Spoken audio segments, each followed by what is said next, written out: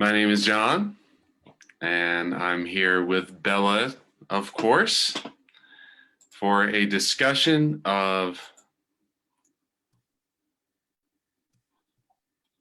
the shadow of seriousness, and in the context of lunar alchemy. So I'm very pleased to be here to work on this one and discuss what's going on here. If you're joining us on Facebook, go ahead and let us know if you have 46 in your chart, or if there's something about the shadow of seriousness that you would like to talk about. And I don't know, we'll try to be, we will put all of our focus and seriousness to freeing ourselves of this particular shadow. I'm really kidding. Bella, how are you today? We just did a call teaching about Chiron and weaving Chiron with Pluto with the core wound with Ashley. So speaking about the shadow of seriousness, but we also were saying one way of working with those three planetary bodies could be to look at the city and just ask the city, the archetype of the city, to work with us. And that makes me think a little bit about what you are doing with the transmissions in Lunar Alchemy. It's that kind of frequency package that come and that can work on you. And that's what I could feel as I tune into it as well. And I know that Richard Rudd is soon releasing his work on Dare to be Divine, where you're working with the cities, and not to bypass the shadow or anything like that, but really allowing those higher frequencies to actually come into form, be embodied. So yeah, I think my 46 that I have in my EQ is kind of happy. It's the third line. It's happy to play, with in different ways with this 46. And the worst thing is when it becomes constricted and really narrow, which is, I also have the programming partner 25, but that's what doesn't allow you to breathe and be dynamic in the delight and the beauty of the 46. So you have both the 46 and its programming partner in your profile? Yeah, so in my gene keys is my EQ and my IQ, and in my astrology and my human design is the conscious Mars and the conscious Venus. So they are very much very much talking to each other. Very interesting. So one of the things that I find interesting about the 46 and where we are right now is that we're entering into a period on the calendar where we're going into the ring of matter. And in particular, this kind of relates to our process of coming into a body and how we develop as a human being and become what we are. But the gene key 46 relates particularly to our development from up until around age 7. So it's interesting that, Bella, you have this one in your EQ, which kind of relates to the next phase of development and that you have the programming partner in your IQ, which is the following phase of the development. So I'm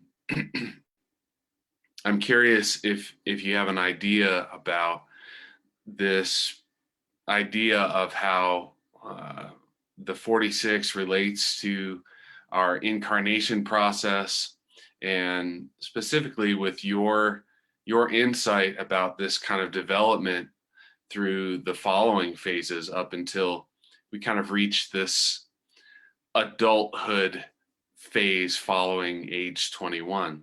What is going on with all these things, and how can we look at either the shadow of seriousness in this particular process, or how does how does the higher frequencies of this kind of percolate through our experience, through our development?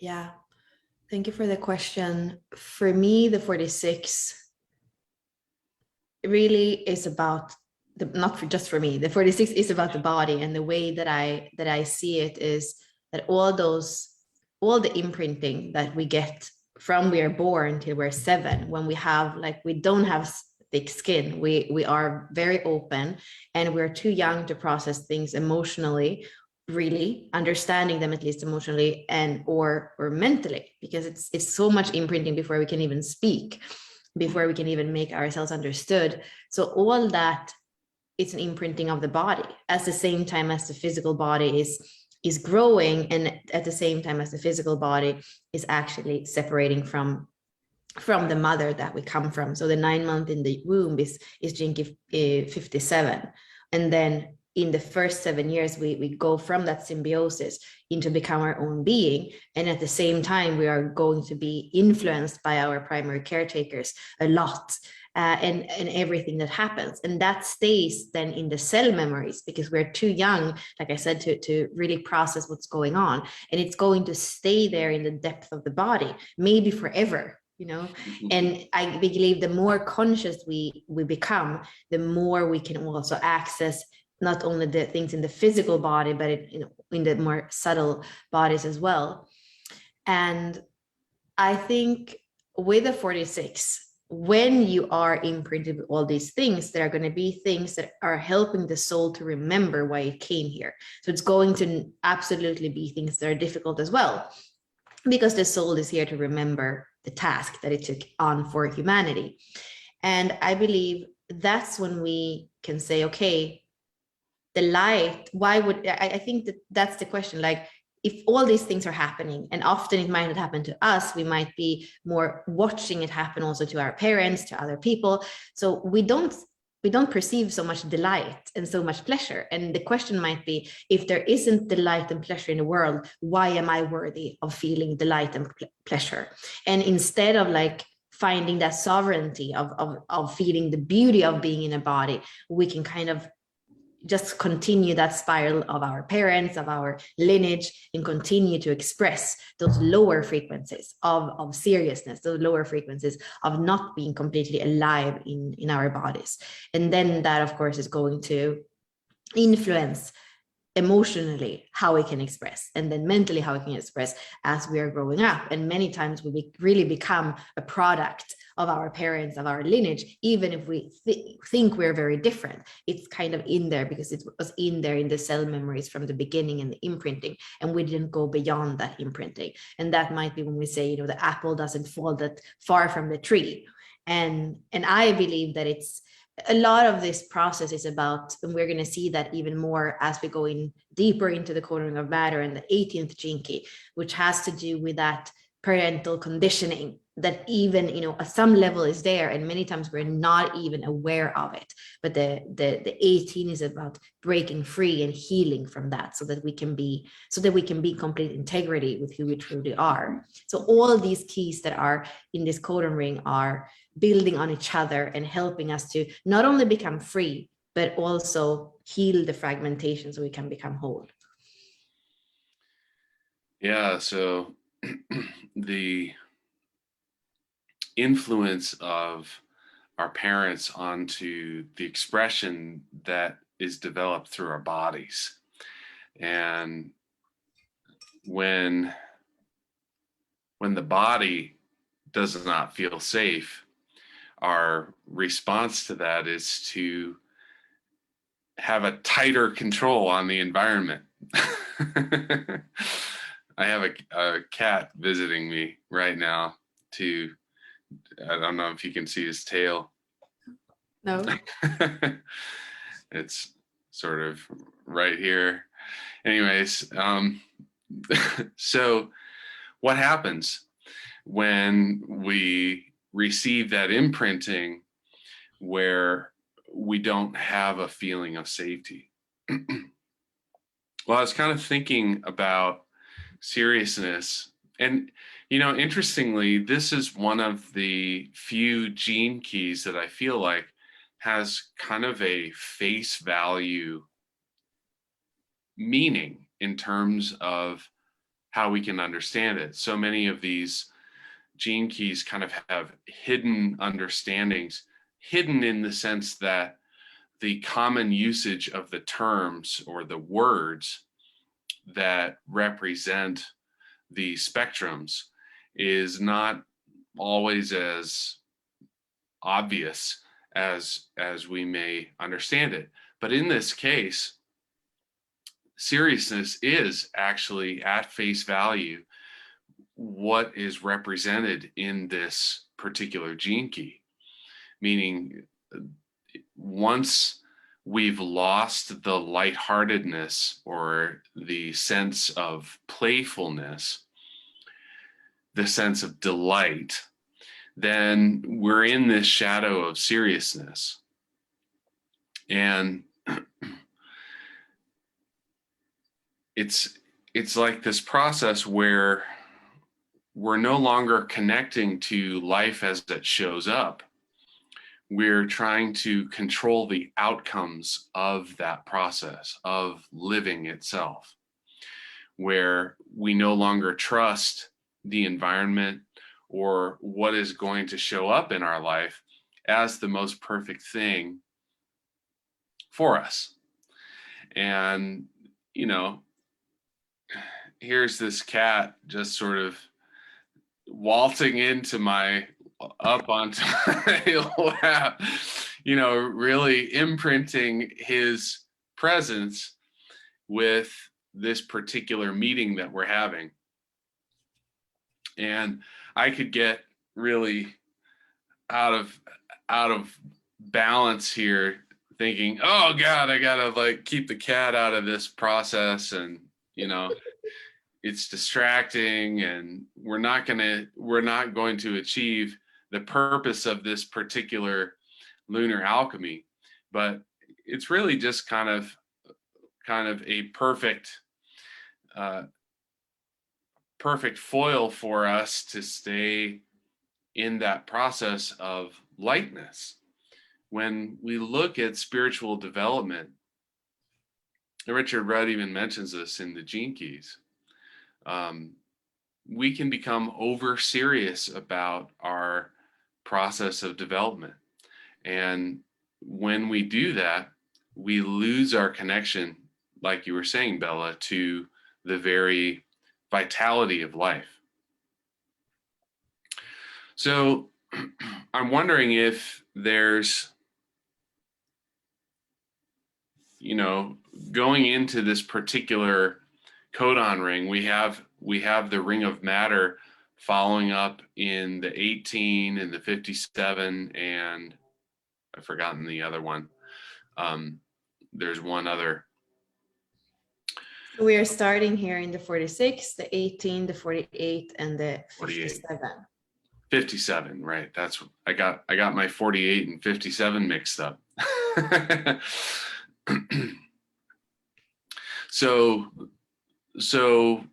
what do you see happening as we move into this ring in terms of, the sun is moving through each of these? Not every codon ring is always kind of set up like this as a series, one after the other. How do you see this process of matter? I mean, it's kind of interesting that this whole ring is in Libra. So what do you see about that? And how does this 46 kick us off into a deeper process? As a Libra in modern astrology is connected to the 7th house, and that's all. It's all about the other, and we can see even in the symbol, the scales of balancing of either harmony or disharmony with the other. And this is what we can see from that. The parental conditioning, to kind of say it with a simple word.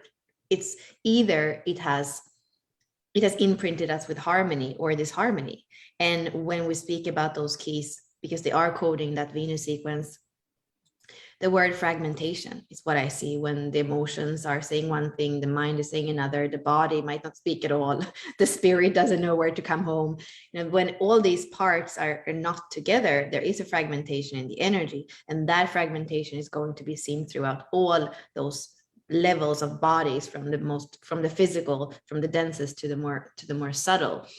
And we are going to continue, like we are going to perpetuate the same, we could say, dynamics or shadow patterns then in our relationships. Like so many times you're like, oh my God, I mean, I can say it myself, and I have a lot of things in Libra in my own chart. And I can see in relationships, when somebody from the beginning was something that I felt was so different, and I've never known a person like this, and then 4 years later it ends up being exactly the same dynamics with my dad. It's like, how could this happen? It was so different from the beginning, and you end up having to break through in one way or another what you were used to and what you somehow continue to attract. So very much those relationships, those dynamics with the other is what I see here in Libra. And with the 46 kicking off, I feel the beautiful and important thing here is exactly what we're speaking about in the beginning. The 46 is on the cusp between Virgo and Libra. And here we have a mutable earth sign. So here it's very much about the body. The body is earth and it's mutable. It's always, even when we are meditating in the stillness, there are so many processes going on. So I feel like that's telling us that that's where a lot of the magic lies, and that there is an enormous healing capacity in the body. And in the Gene Keys, when we come to that SQ, Richard says that often not even words can touch it. Sometimes the only thing is like deep body work, or deep work in that can in one way or another touch those deep things that we don't even have conscious memory of many times. So that's, for me, it's perfect that the 46 is kicking it off. And I got the question from Ashley this week. She was saying, Bella, I like the way that you wrote the archetype. It's a lot about the sensual and the pleasure, but where is the child? And that is the child. It doesn't have shame. It just has pleasure. It's really, here in Miami, I live right next to the nudist beach. It's like 1 minute from here. And some people really look at naked people like crazy people. And that, for me, that is weird, because that is our naturalness. And you can see like kind of exhibitionists, or what the word is. Like, you can see some people that just want to show their nakedness. And that, of course, is not natural either. But today I went there, and there was this couple, maybe between their 60s and the 70s. And they sat there with like 2 chairs that were the same, and this the shade. And they were just sitting there, like holding hands, speaking naked. And then they hold hands and they went into the water together. Like, it was so beautiful and so natural. And I'm like, I want to live in Miami when I am, 70 years old. And I want to have this beautiful relationship, holding hands. And like, that's beautiful. And they look, that was kind of the simplicity of a child. That they could do that. And there is no feeling of like, oh, the body's falling apart, they're getting old. No, it was just love and harmony. Again, speaking about Libra, harmony and disharmony. It's so harmonious. And they're sitting on a Thursday morning, on the beach. And that's the life. That's the simplicity, the beauty, the non-shame that a child would have with their body. And it's the pleasure of the sun and the sand and the water and all these things. So yeah, for me, they go together. And the 46 is so beautiful. It's showing us that innocence that we have before we have been conditioned to be ashamed, or to be, closed off in one way or another. I'm glad that you brought up the child in this context, because before we started, I was thinking about how children, as they learn the processes of shame or modesty, as we talk about it in the United States, in terms of covering up our nakedness. To a child, there's nothing serious about the body. In fact, when we're fully connected with our body, seriousness completely disappears.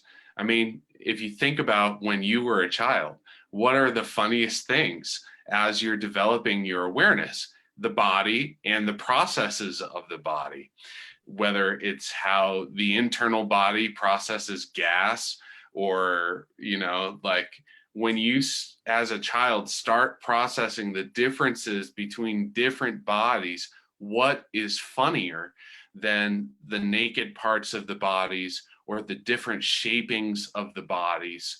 It's all funny. Skinny people, fat people, tall people, short people, you know, all of that stuff is funny to a child. Why?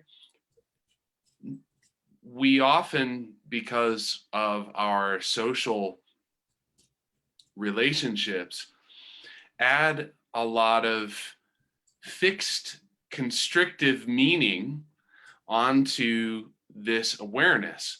But in its essence, what is the basis of this funniness is delight. And when we teach children about those constrictive ways of thinking, when we are experiencing delight and laughter, we often add the element of shame into that. So what do we have with shame and laughter is a form of targeting another as being inappropriate, or sort of like making an example of another person as to how one should not be. And, you know, the idea of going to a nudist beach for a child is often very funny, but for many, many, many, I mean, I remember, you know, like being a kid and seeing cartoons. One of the cartoons that uses nudist beaches as a common environment is The Far Side, this sort of like non sequitur, you know, based on ridiculousness cartoons. It's very funny to a child, but adults often place this sort of constrictive meaning on it to where there's not safety in this environment. There's danger. Ooh, you know, we have to shield our eyes from the nude bodies. You know, the very the attitudes of the United States in terms of protecting our children from these and, you know, I'm not saying that going to a nudist beach for a child is the way it should be. However, when we place these forms of constriction upon ourselves, what ends up happening is this, you know, type of seriousness that may not fully be serving an open and loving aura to develop within us. So Bella, I know you have some thoughts about what you're looking at right now. Yeah, I'm kind of playing. I'm playing with it. Well, I I have the second gene key and the first gene key in my life's work and in my personality earth, in my evolution. And right now we have that opposition with Venus and Uranus. And Venus is all about harmony and beauty. And she doesn't really like to be in Scorpio, where she has to go to the dark and deep and the underworld. Like that's not her favorite place to be. And then in Taurus, you know, that it's like kind of fixed and earthy, and that's not really where Uranus, that's where he can kind of change a lot, and Taurus doesn't necessarily want to change. So already they are in placement where they are not so happy, and then they are opposing each other. And what I love though is, you know, that would be in the astrological sense, we would say that. But then if we go deep, not deeper, but we go to the perspective of the gene keys in the I Ching, we see gene key 1 and 2. And gene key 1 has that creativity, like from Scorpio, from the void, from the death, like there is a rebirth, there's a creativity, there's a spark. And the second gene key actually can change in every moment because it's always orienting. The feminine intuition is always orienting. And I believe that this is actually the characteristics of a child. It's always orienting. Like even with a child, 1 second it can cry because it fell and it cried, and then you show it something like something from nature or something, and then from 1 second it just stops crying and becomes super curious about what that thing that you show them is, because they have that ability to orient in the moment and to orient with something new and something fresh, and always have a fresh perspective. So it's funny. That's like when it's funny, because it's something new you haven't seen, and you're discovering the world in that orientation moment by moment as you are developing in form in Taurus, and at the same time as you're transforming, because that's Scorpio and that's what you're doing all the time. So for me, there is a lot of creative potential and evolutionary potential in the 1 and the 2 and the placement of Venus and Uranus right now.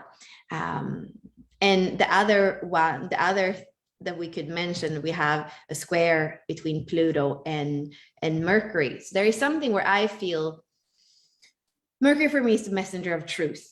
And I feel like it's very important now to be that messenger of truth in our own life, to listen to the inner truth. And the 32 is about preservation. So it's, what works for you and what doesn't work. What weeds are you pulling out? What are you allowing to die? And where are you putting your energy? Where are you nurturing? So I feel like it's a day, or, it's a week where truth is important, and to not actually hide part of that transformation, that creativity, that's what's coming through us, doesn't want to be hidden. It wants to be expressed. And then mentioned it before, we have both the 21 and the 18 for me has to do with personal integrity and personal authority. So that for me goes together very much with this kind of guardian of truth that we have in the 32. Well, are you walking your talk? Are you in integrity? Are you in your own authority? And that means, you're saying something in the beginning. Being in your authority doesn't mean to control everything. No, it's much more like that second jinky and the first jinky. It's like life is happening, life is sparking, there's newness. And with that, can you be so much in yourself, so much in your body with the 46, so that you can meet all that with valor, you can meet all that with curiosity. So for me, it's very empowering right now. But of course, the 1 and the 2, it's like sometimes I say with people that have that, like me, in their activation sequence, it's going to be very vast, because you have the Eros, the first jinky, the creativity, you have the Agape, which is the second, the feminine, the form. Like you kind of have the polarities of the universe, and you kind of have to deal with them. So anything can happen from A to Z and like further away. So it's the unexpected is there knocking on the door. But when you're really grounded and you're really committed to truth, there is nothing you can't face. And that's what I feel in the chart right now, and there is an innocence too with the 25 in the earth that we can see over here, for example, like when you feel shaken by life, which the programming partner for the 25 is the 51, the shock. Like when you feel shaken by life, can you see that as an initiation? Because that's what children do. Like when they fall, they kind of get up and they're a little bit tougher to face life. So I believe with the tensions that are happening, with the shifts that are happening, with the unexpected that are happening, and sometimes when we don't feel in our authority. For me, there were things that I this week that I couldn't, like I had not done anything wrong, and still there was like administrative errors and stuff. And like I was trying to, like, I could have gone into my old kind of victim thing of like, oh, I'm always doing the best I can and it's never enough, and then I have to pay the price. Like this is the old story from forever. But at the same time, there is something exciting of living at that edge of life, and even kind of with that Uranus saying, oh my God, there's like some risk here and everything can go wrong. Like there is something with living on the edge of life and remaining innocent, remaining a child. For me, that is so much also the 25. It doesn't matter if you hurt your knee, you're going to go up and play again. And I feel like it's very, very empowering transit, very beautiful. We are on the equinox. We were in the equinox yesterday. So here in the northern hemisphere, we're going to get longer nights. So maybe more of an inner inquiry because it's going to get darker. So more that phase. And then in the southern hemisphere, it's spring and it's going to be lighter. So things are coming up to the light. So I feel super powerful super powerful times, activations, possibilities, but it's really speaking about personal responsibility and sovereignty. Without that, that's the most important tool and the most important compass right now. Mm. Yeah, I was thinking while you were speaking about these topics, about how when we become aware, when we move from being a child into our more direct purpose as an adult, our truth, our inner truth, and we think about our integrity and what that means in the world and how we're going to impact the world, there can be this loss of that childhood innocence, that childhood sense of delight in really anything, where you're so close to the ground that when you fall down, you just get right back up. Like when you see a child playing in the park, they're racing across the park and then they like trip, plump. And then what happens? They hop right up and keep running like nothing happened. And this is sort of like a wonderful model for how we can move through our trials and these processes of challenge. And I've sort of connected to this particularly because I was thinking about, I have 29 in my life's work, and I have a hanging gate in my chart of the 29, which is the other side of that 46. And in not my gene key life's work, but in terms of what I developed as I created as a personality for my life's work, was this intensity, which I think arose out of that 29.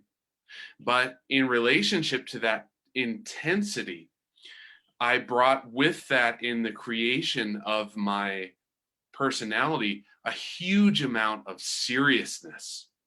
How important was it that I became a professional musician? Well, it was like the end of the world if I didn't, right? What was going to happen to me if I didn't achieve my life's work by the age of 17 or 18, which was going to determine, the entire trajectory of how I could express my life's work in the world.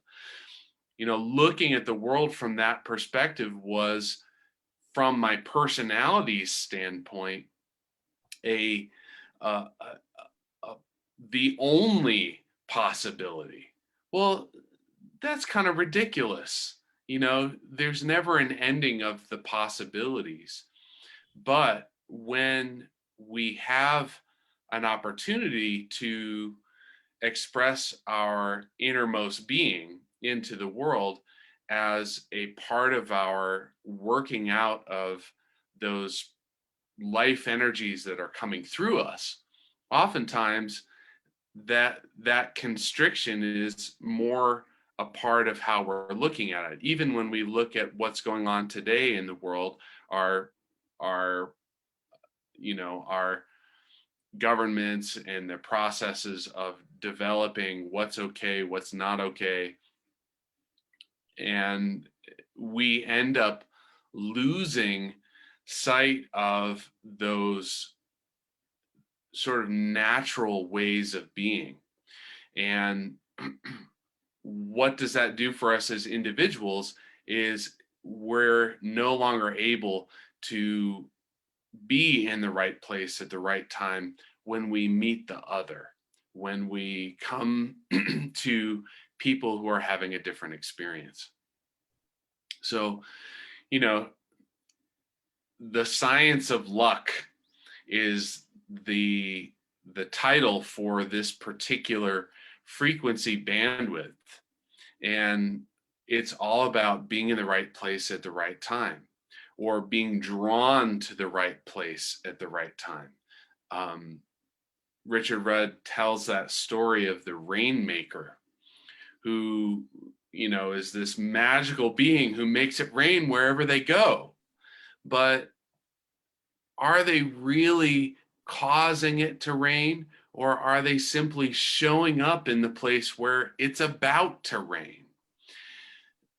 This is one of those sort of paradoxes of a human being and recognizing what our impact on the world truly is.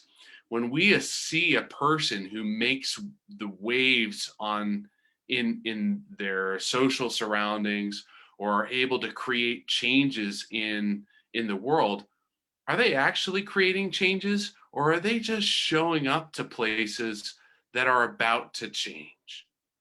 You know, we have this possibility of seeing ourselves or seeing others in relationship to success in completely different ways. In fact, there's this whole concept when, particularly when we're learning about success, that says that the success a person is experiencing isn't the result of their actions. It's just because they were in the right place. That's a cherry picker, a rainmaker, a person who shows up in a place who essentially their activity was to like go beep, you know, like this, and then this huge shift happens. Well, you know, did the person cause that, or was the shift going to happen without them? Well, it's hard to say from this philosophical standpoint whether or not the changes or the impacts could be visible or manifested in our bodies unless that person showed up and did their little dance, their little meaningless dance. So I like to think about how impactful the choices of that we make from that childlike place are in terms of affecting the larger world. You know, like my cat just kind of like deciding to show up and like put his tail up in my face for a second. Did it really have any impact on anything? No. Does a human being in their life and choices really have an impact on anybody else? Like when we look at it from this really pulled out perspective of the universe and the movements of the cosmos, does it really matter what we do? No, not really. But does it? Maybe it does. And that possibility that you know, if you haven't read Gene Key 46 and that story of the rainmaker, it's just about this person who shows up, and a couple days, if that person is a genuine rainmaker, they're brought in for the very purpose of saving the future of an entire community, because without rain no one will survive. There will be no food.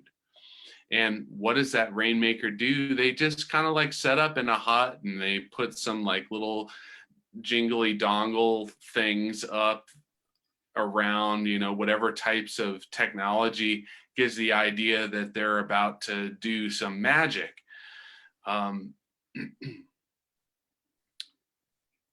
This story is about the possibility that when we open up our auric fields to the processes of life, then it allows that which is needed for life to take its next step forward to show up in a powerful way in our life. Whether that means it's going to rain or whatever impact is going to happen. And the way that we achieve that is, yes, maybe we have intentions, but we hold on to them very lightly. Maybe we have goals in our life, but yeah, maybe we drop those goals and plans at a moment's notice when a different opportunity becomes the clear path for how we're going to move forward. So I see that we're moving forward on our time is past, And if you're watching on Facebook, I want to thank you for joining us. I think the opportunity to join Lunar Alchemy and make a powerful impact in your own life is right now is a wonderful opportunity. We just had a full moon open house. We are new on the platform of Unlock Your Design, and which Bella has been cultivating and creating new opportunities there for a long time. And I'm so excited that we're here now because we can be a part of that community. If you're curious about what we have going on in there, please reach out to us. You can join Lunar Alchemy through Unlock Your Design right now, and we have a special offer going through Sunday where you will also receive a bonus discussion through Lunar Alchemy and quantum healing transmission. So if you've experienced those transmissions in the past from any of our open sessions, they're really powerful opportunities to transform our energetic structure. And we'd love to have you join us. For those of you who are already solar members, we are extending that offer to you as well. So if you haven't come up with a particular sphere in your profile or a gene key that you just really want to excite or to unlock, you have some time to come up with that and decide what you want to do. So we're going to move forward with our solar members and continue to move into the transmission portion of our Lunar Alchemy session. So we'll be here next Thursday, and we'll look for you here on Facebook. But feel free to reach out and join us. I'll post the link for that on Facebook. You can certainly join us there, and we'll see you next time.